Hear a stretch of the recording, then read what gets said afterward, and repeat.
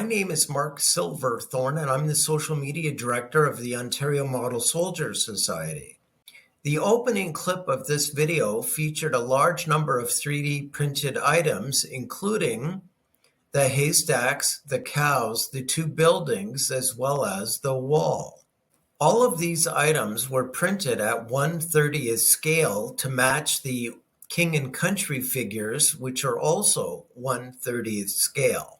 In today's video, we are going to canvas 5 key reasons why toy soldier collectors should consider using 3D printed items. To assist us with this topic, we have a special guest today. His name is Andrew Dobson, and he runs a 3D printing firm based in Barrie, Ontario.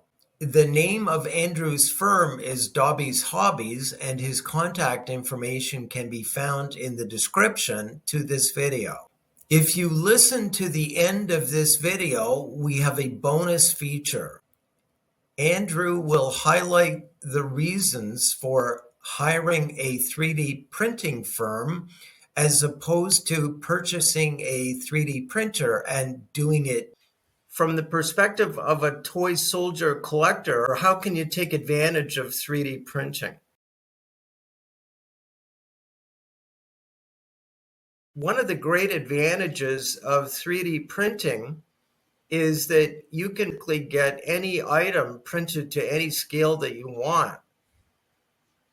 Yeah, so that's a fantastic thing with 3D printing is there's so many different files out there. So you can take a 28 millimeter file that may be used for wargaming or something like that and scale it up to 54 or 60 millimeter and use it for toy soldier collecting, for dioramas. So that's the nice thing with 3D printing is there's so much customization in that regard. Yeah, I'll just give you an example. I'm doing a World War II D-Day diorama, and there were a lot of cows that were in the area. And so I had you 3D print some cows at 1/30th scale for me. And I was having a heck of a time finding any cows that were the proper scale. And it was pretty elementary for you just had to find, the suitable poses for the cows, and then the scale, getting the appropriate scale was not an issue. Yeah, and I do a lot of naval stuff. So I have a lot of people come to me and they want me to take the small 1/2400 models that I sell and blow them up to 1/700 or a similar scale like that for use with dioramas and whatnot. So that's the nice thing with printing is there is that customization. It's fantastic for the consumer because really whatever they want, there's a chance a 3D print shop can do that for them.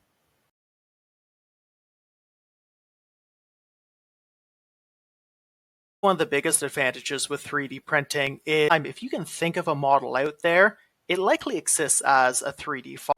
So the nice thing with 3D printing is there's such a wide range of stuff that you can, going back to naval collecting and whatnot. The one company I deal with quite a bit is a company called Wartimes Journal. And the nice thing with Wartimes Journal is Jim has just released 12 different Fletcher destroyers. All different class or all different armaments, all different layouts, where if you're dealing with commercial kits, you don't normally see that. There's one Fletcher destroyer, you have USS O'Bannon, and that's the only type of Fletcher you're getting. Where a lot of the times with Jim, he jokes that if you want a Fletcher destroyer that you're building a diorama for a certain engagement, he has a model for it. And same thing with armored fiat. Some of the rarer stuff that these large companies that do injection molding, they can't justify spending tens of thousands of dollars on injection molds on a kit that they might only sell a couple of, where with 3D printing, there isn't that upfront cost for us. So it's much easier for us to produce rarer vehicles or vehicles for maybe a one-off diorama.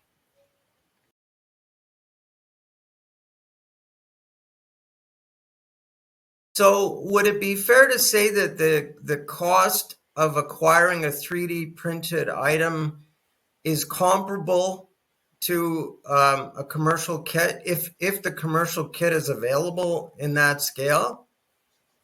I would say it's the cost of a 3D printed item is either comparable, but more likely significantly less than most commercial kits out there.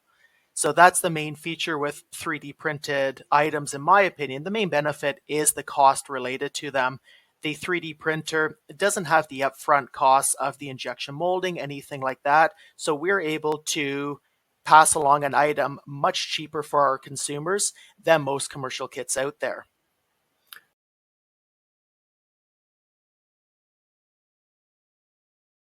From the perspective of quality, how would you compare the quality of a 3D printed item compared with a commercial kit? So it really depends on the type of printer it was done on. So resin printers, I find, are at least a comparable quality, if not better than some of the commercial kits out there.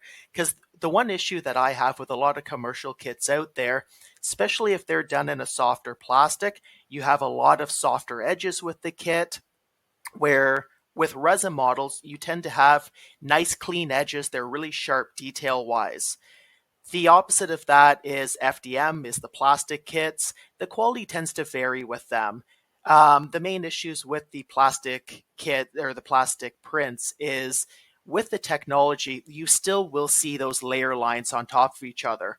So the quality compared to some commercially available FDM prints, it's incredibly good. It might not be equivalent to some of, say, a die-cast tank, but the price helps offset that as well. But when it comes to resin prints, I would say the quality is comparable, if not better than a lot of commercially available kits.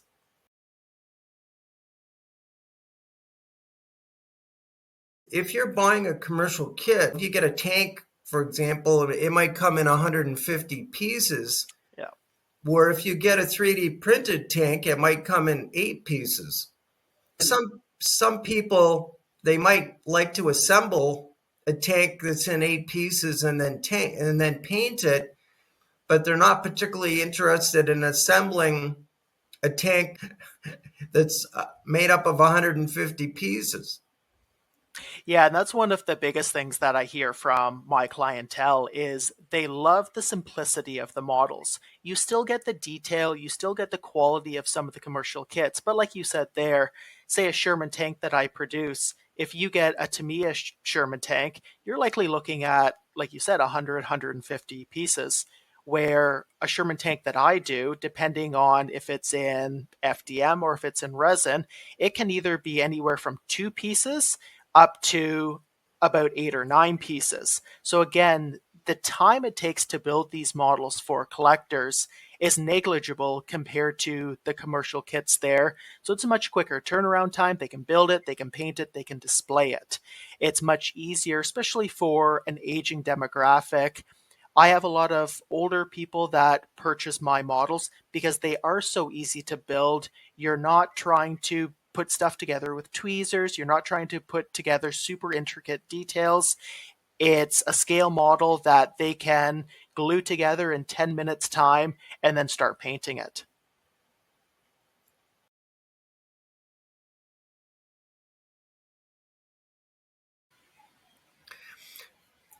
So, Andrew, a lot of people watching this video are going to be pumped up about taking advantage of using 3D printed items. And some of them are going to say, hey, why don't I just go and buy a 3D printer? For some people, that might make sense. And for other people, they might be much better off just hire a professional 3D printing, someone such as yourself. So what I'd like to do now is just canvas some of the points as to why a person might be better off just hiring a professional 3D printing firm. So, what can you tell us about the learning curve associated with learning how to operate a 3D printer? Yeah, over the years, 3D printers have become a lot more user friendly, but there still is a relatively steep learning curve with using them. You have to learn a lot of different aspects of 3D printers. You've got to understand how to properly slice the files, what type of programs you need to do that, which that basically tells your printer how to print the model, how it slices it into little layers there and tells the nozzle where to go. Another big thing you have to learn, especially it's incredibly important with resin prints, is how to place supports, what aspects of a model need to be supported, what aspects of model don't need to be supported. Another big thing is the steepest learning curve with 3D printers are just learning the settings of your 3D printer and learning what works best with your particular model. A good example of that is I do have printers here. For example, my Ender 3 printers, they seem to be really specific. They like one particular brand of filament, they like one type of filament out of that brand, where I have other printers that seem to run just about any filament you want with them. So they're a little bit more user friendly, where with the Enders, there is a little bit more of a learning curve there. There are a lot of settings that I have to tune over time. Last thing that comes with the learning curve is when you're looking for files that are out there, you have to realize that not every file you find is the same as other files out there. There are a lot of files that are a higher quality. There's a lot of files that are more user friendly to use. Some are pre supported. Some files you have to support yourself. So there is a bit of a learning curve there, even with selecting the files that you want to print to find the file that's best suited for what you're looking for. Okay, now, what are some of the headaches that a person who purchases a 3D printer might encounter? So I think the biggest headache that you have with 3D printers is failed prints. Because at least if something breaks with the printer, a lot of the time you can tell what is broken. If your heater on the printer is not heating up, if your fans aren't working, you can tell those issues. The biggest issue is failed prints because when you come home and your print has stopped midway through and it's just printing in midair, no filament is coming out, you don't necessarily off the get go know what caused that. Was there a jam that prevented the filament from coming out? Did the filament just snap for whatever reason? So, those are headaches and those require a lot of troubleshooting. Another big issue, another headache is printers that have broke, fans break, heaters stop working, aspects like that. They are a little bit easier to fix because you know what the issue is. If your fan's not running, you know you have to replace the fan for the most part.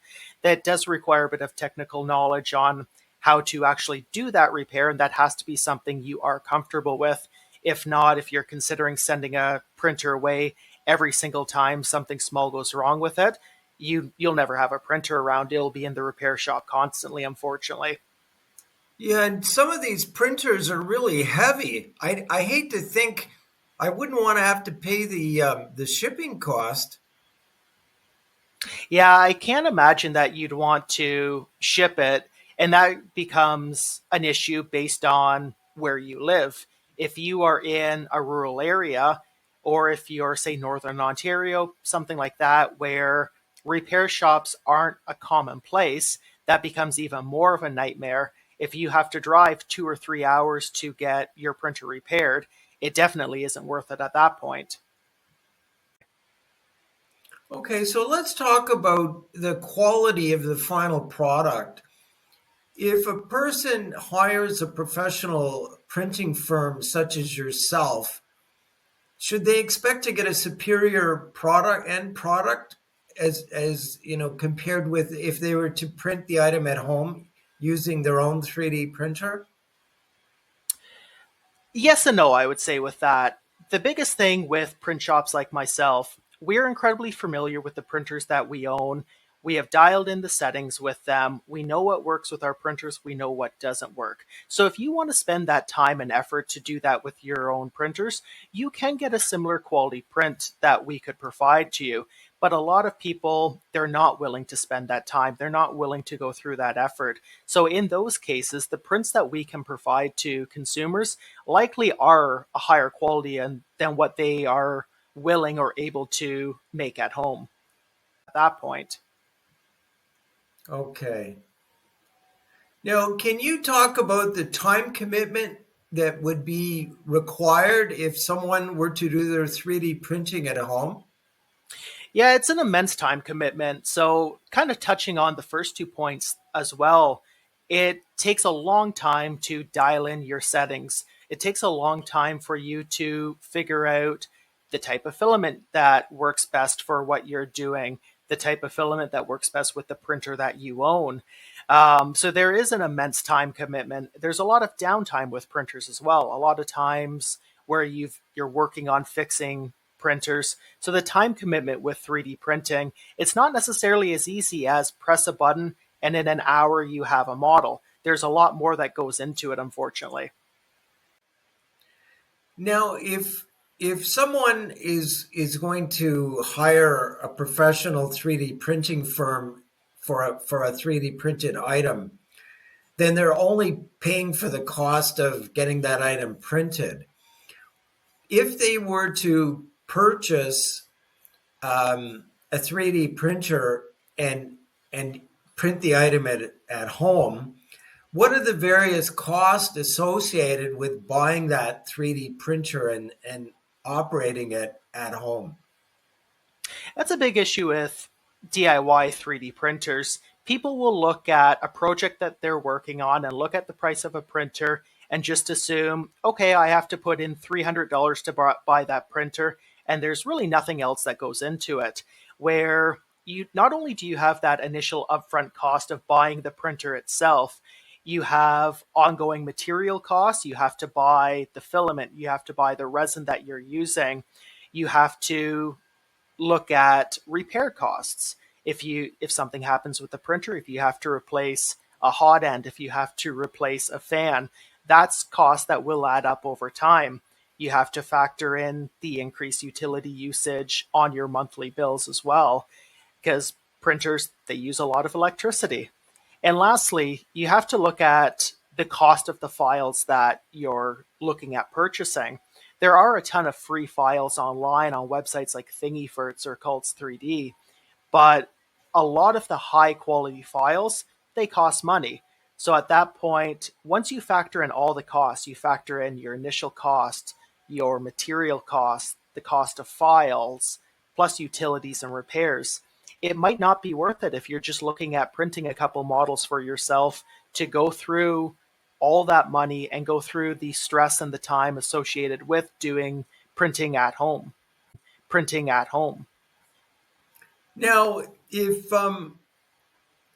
someone is going to buy a 3D printer, I guess one of the issues is where are they going to put it in their home, and where are they going to operate it?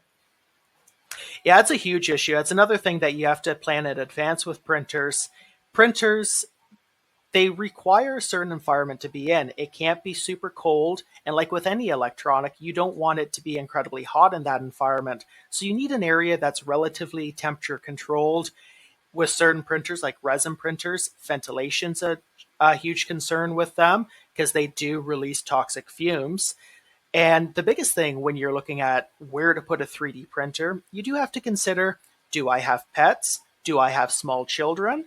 Because not only are you dealing with toxic substances such as resin, but with plastic printers, with FDM printers, you're dealing with a hot end that's heated up to 200, 220 degrees Celsius. So severe burns can be a huge concern if you have pets or small children around. So there's a lot of planning that goes into buying a 3D printer beforehand because you have to figure out where's the best place to put it. You can't just leave it in a garage, especially in the winter, it's way too cold.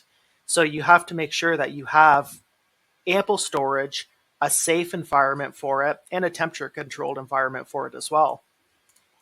I'm not sure if all of our viewers appreciate the fact that there are two different categories of 3D printers. There are resin printers and there are FDM printers. And if you were to purchase an FDM printer, then you're probably not going to be able to, print high quality model figures. And if you buy a resin printer, you're probably not going to be able to 3D print large pieces of, buildings and things like that. So, Yeah. can you talk about?